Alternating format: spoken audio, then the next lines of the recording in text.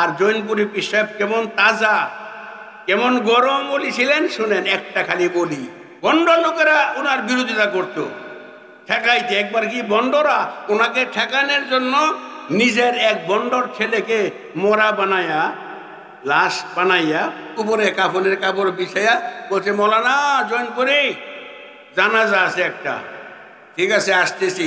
জৈনপুরী সাহেব রহমতুল্লাহ আলাই সেই লাশের সামনে যাইয়া দাঁড়াইয়া প্রশ্ন করলেন,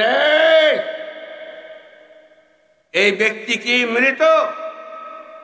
মৌলবী কি কয়, মৃত না হলে জানাজা পড়তে আনছি, দেখেন না? ও আচ্ছা ঠিক আছে, হ্যাঁ জানাজা শুরু।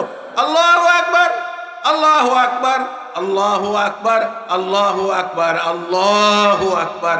কয়টা কয়টা দিলাম? 5টা দিলাম, কিন্তু জানাজার তাকবীর কয়টা? 4টা। এই তো এই বন্ড রাখা মৌলবী জানাজা ভুল করছে, 4 তাকবীরের জায়গায় 5টা দিছে। এবার জৈনপুরী সাহেব বেয়াদব খামোশ। মৌলানা কেরামত আলী জৈনপুরের ভালো জানা আছে, জানাজার নামাজে তকবীর 4টা, 5টা এই জন্য দিছি, প্রথম তকবীরে তোর জীবিত ছেলেকে মাইরা নিছি, তারপরে বাকি 4 তকবীর দিয়ে জানাজা শেষ করতে। যাক ছেলের কাছে যায় দেখ ছেলে আর জীবিত নাই।